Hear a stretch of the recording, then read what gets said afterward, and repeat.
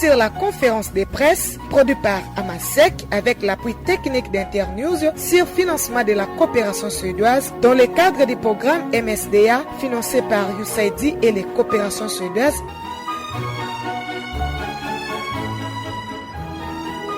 Bonjour à tous et bienvenue à la 4e et dernière conférence trimestrielle du projet 3RRDC année 2, organisée par Amasec avec l'appui financier de la coopération suédoise. Cette 4e conférence de presse du mois de juin 2024 est axée sur les thèmes la gouvernance, politique environnementale. Dans son mot d'ouverture, le secrétaire de l'Amasec, Peter Biak, a présenté le projet intitulé « Sensibilisation sur les questions relatives à la gouvernance, la démocratie, l'éducation électorale, l'égalité des sexes, la violence sexuelle basée sur les genres et la COVID-19 ». Il a donné les objectifs poursuivis par ce projet ainsi que le but de la conférence de presse regroupant 50 journalistes de la ville de Mbandaka. La particularité de cette 4e conférence est environnementale. On vit de sensibiliser la communauté à travers le média sur les traitements, la conservation et la consommation de l'eau potable dans la ville de Mbandaka et dans la province de l'Équateur.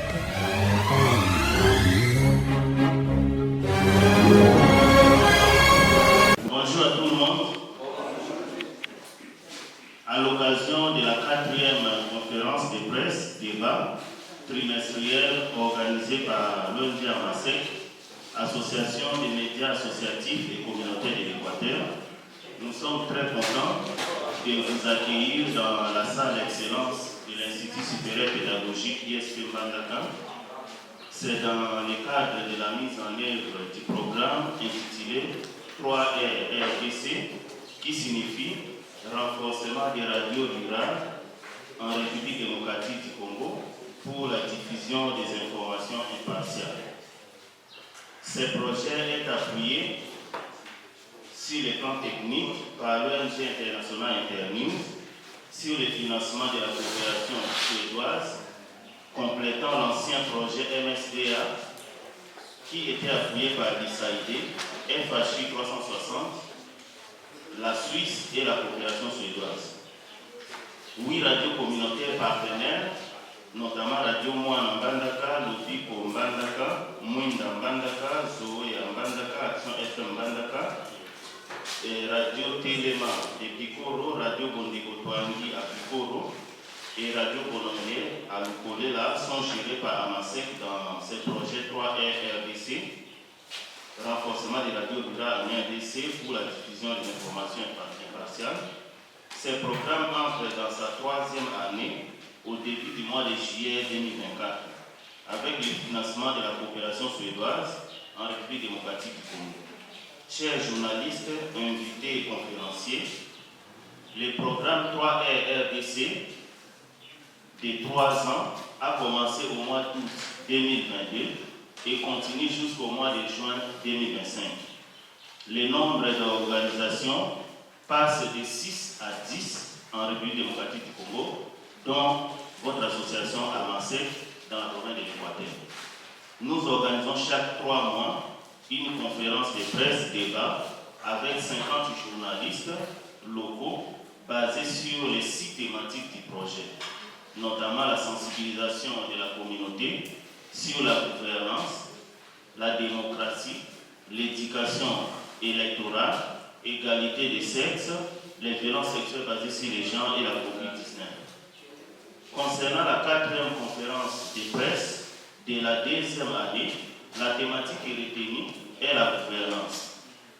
Attendez par là la politique environnementale, avec comme sujet la production et la consommation d'eau potable dans la province de l'Équateur.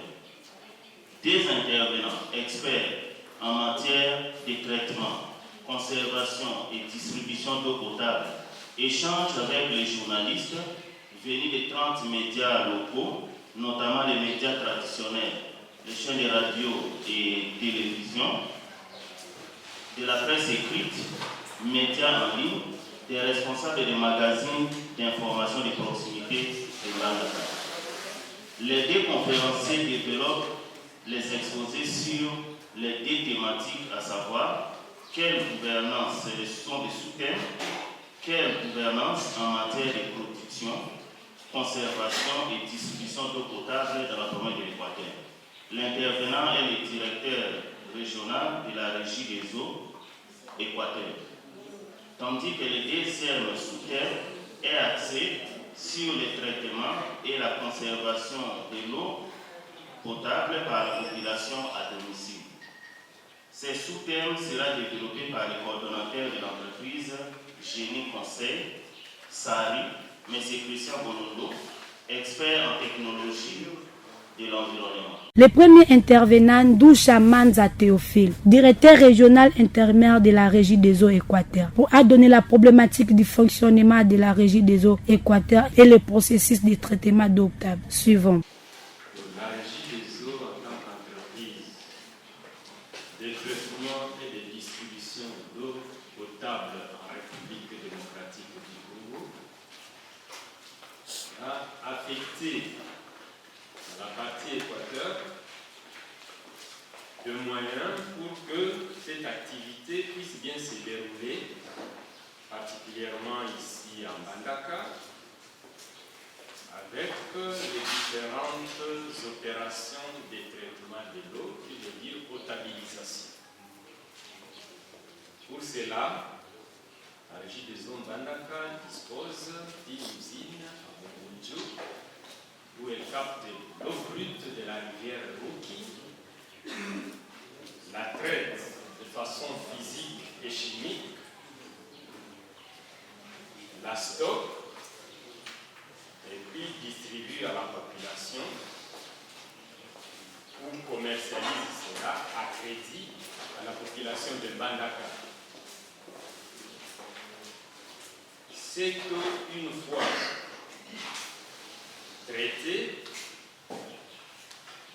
elle est vérifiée dans les laboratoires pour savoir si elle répond aux normes, dont le test de conformité est comparé aux normes édictées par l'Organisation mondiale de la santé.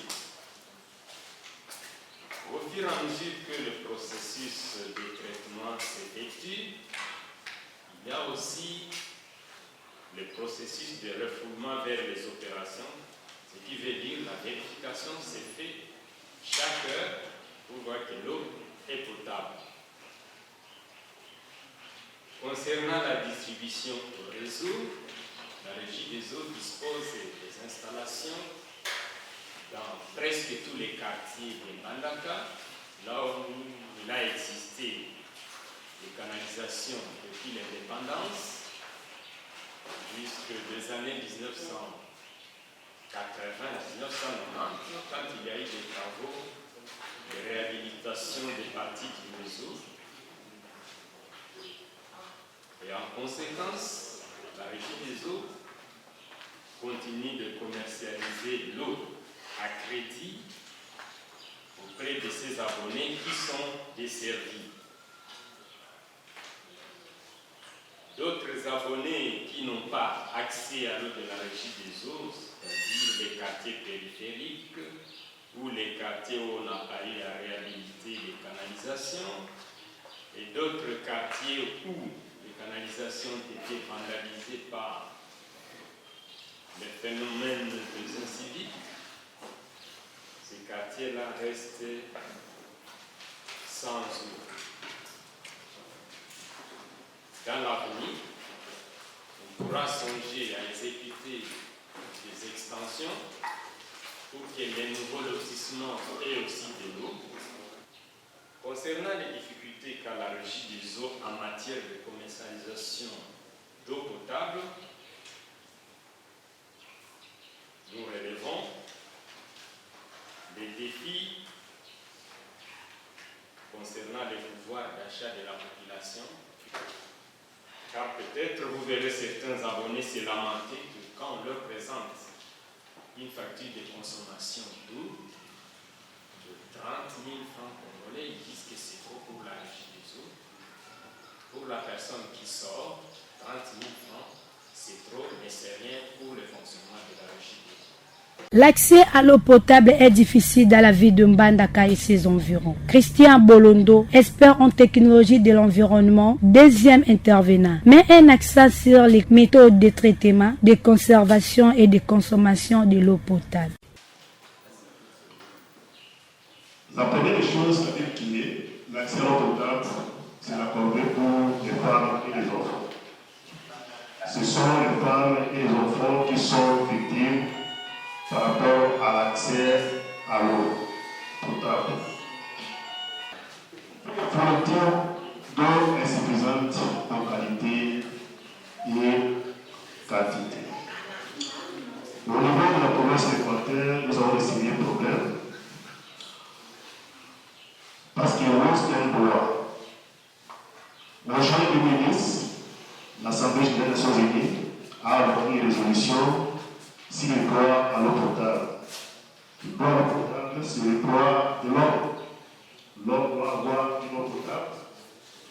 Le droit à l'eau potable et l'assainissement est un droit de l'homme, essentiel à pleine existence de la vie et à l'exercice de tous les droits de l'homme. Est-ce que réellement l'homme a ses droits au niveau de la province de l'Équateur? On sait que la République démocratique du Congo est dotée d'un riche patrimoine hydrique, d'une importance générale, régionale et globale. Nous sommes riches en eau, mais nous sommes pauvres en accès.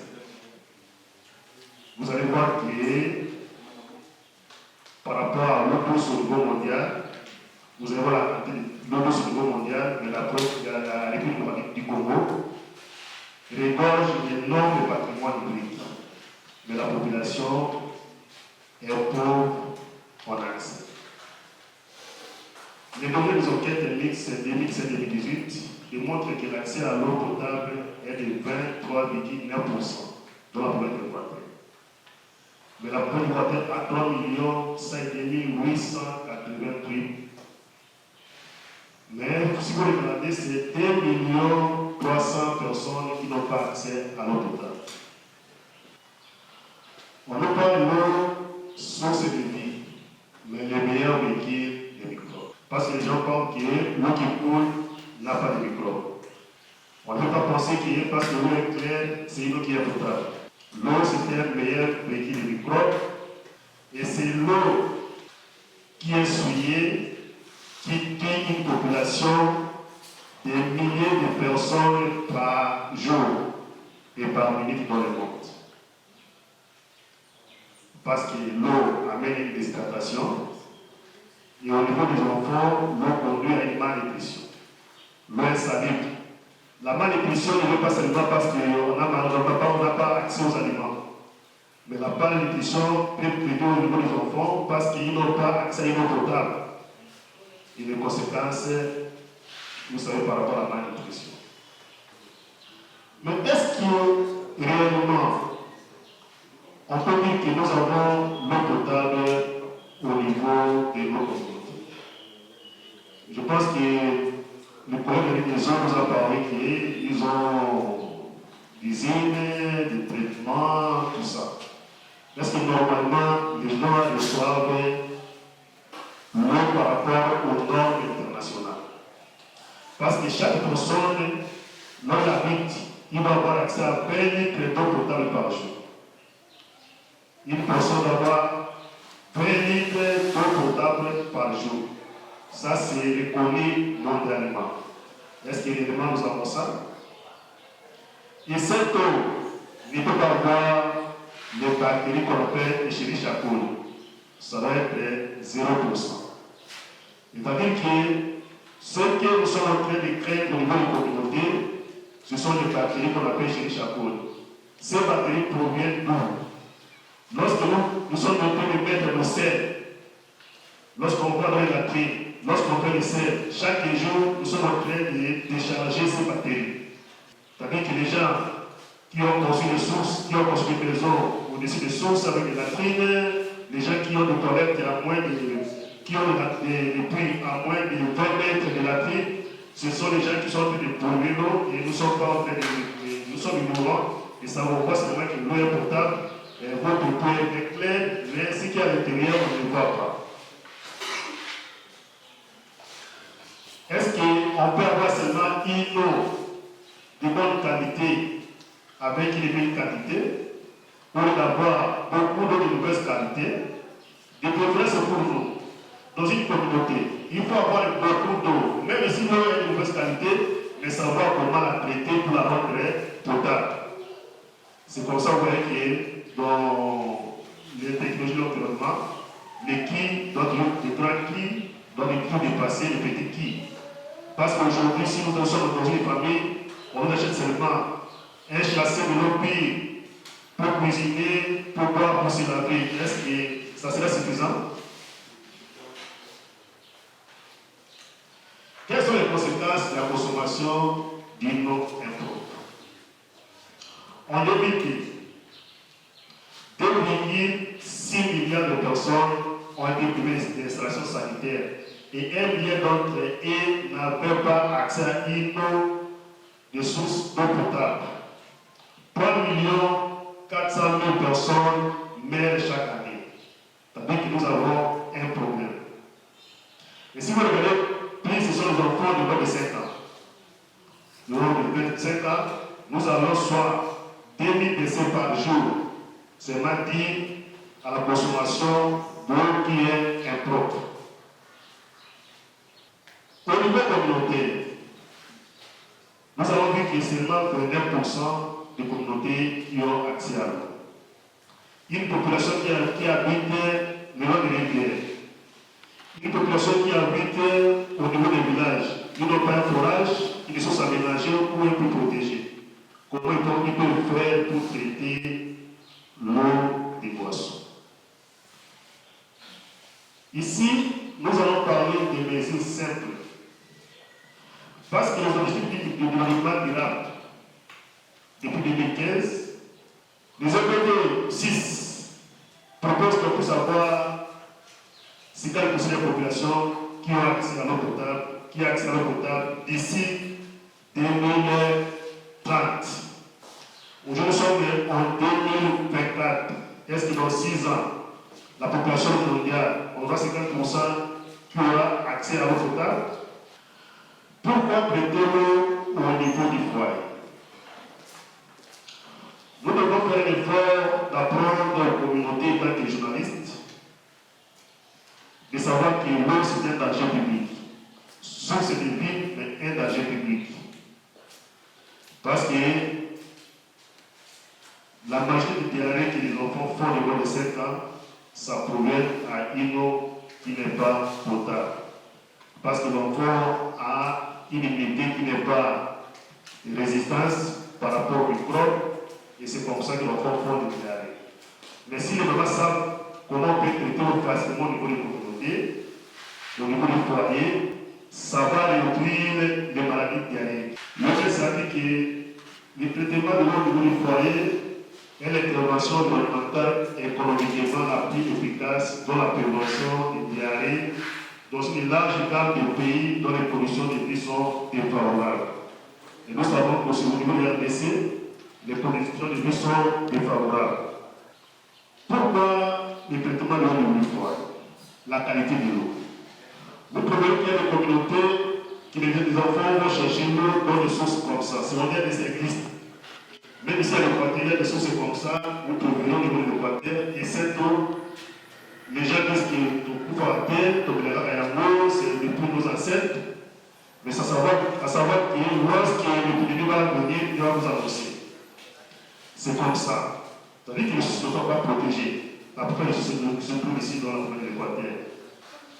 Les sources sont utilisées avec les animaux et les hommes. Le moyen de jour, on a un puits, nous sommes en train de puiser avec une corde, avec un seau. Lorsqu'on est avec une corde, avec un seau, il y a toujours la contamination. L'eau qui est dans le puits est toujours contaminée.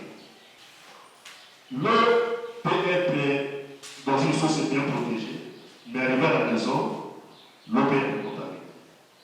Comment ça peut être contaminé? C'est par rapport au transport. La règle des eaux peut fournir l'eau, mais si les tuyaux sont troués, ils vont ramasser tous les microbes qui sont sur la route, ils vont rester au niveau du foyer. Et au niveau du foyer, si les récipients ne sont pas bien nettoyés, Au niveau du foyer, si les gens utilisent les seaux pour se servir à l'eau de boisson, tout le monde va prendre le robinet, il va prendre ses mains et l'eau là sera suivie. Nous avons des options, c'est très efficace. On va vous parler qu'il y a des options qui sont très efficaces, disponibles et durables et vont marcher au niveau du foyer. Au niveau du foyer, qu'est-ce que nous recommandons? Au niveau du foyer, nous recommandons de l'huile. L'ébullition à 80 degrés Celsius seulement, il y a soit les choléra, il faut soit chez les chapeaux, mais à 80% seulement. Nous avons les traitements physiques qu'on appelle SODIS. SODIS, c'est-à-dire on pose l'eau, on met dans une bouteille comme telle que la bouteille là, on les place au soleil, on ici et toute la journée derrière le soleil tombe ici la bouteille. Et le soir, on récupère l'eau, on remet dans un milieu froid, et les matins, on peut consommer, et le soleil dit le liqueur. L'eau, en fait, l'eau par les plats violets, ce qu'on fait avec l'eau pire, ce sont les plats violets, qui est une eau qui n'est pas aussi sécurisée, telle que l'eau d'énergie des eaux. Mais malheureusement, le collègue là, il en a des problèmes par rapport à cette eau qu'on donne. Et nous avons aussi des filtres. On peut faire des filtres localement. Il faut qu'on va faire un peu de sable, on peut faire localement et on peut fournir aux personnes. Mais les traitements chimiques, avec des produits chimiques, tels que l'aquatabs, tels que le pire, mais l'aquatabs, on ne l'utilise pas avec l'eau qui est propre, telle que l'eau du fleuve, parce que l'aquatabs produit une molécule qui est cancérigène par rapport à l'intestin gros lorsqu'on l'utilise avec une eau qui est trouble. On peut utiliser aussi les puits on utilise avec l'eau propre, parce que dans les puits, on va ici pas le verre, on peut aussi le chlore, et ça donne une eau qui est potable. Pour conserver l'eau au niveau du foyer, nous devons éduquer la communauté, toujours laver les récipients. La dernière partie de cette conférence de presse est consacrée à la séance des questions-réponses entre les participants et les intervenants sur les différents sujets abordés par les intervenants. Je suis Nicolas Polaka et je m'adresse directement à M. Christian Boulolo. Est-ce que c'est un péché aux consommateurs qui achètent Maeto Koyangoyo et après l'avoir acheté, ils vont mettre un comprimé d'aquatabs? L'eau qui arrive là-bas, l'aquatabs c'est à 100 francs ou à 200 francs. Priez de prendre le comprimé aquatabs pour 25 litres ou 20 litres d'eau, mettez ça. Parce que cette eau qu'on a mis l'aquatabs, c'est une eau qui est protégée. Parce que le chlore qui va rester là-bas, même si un enfant met des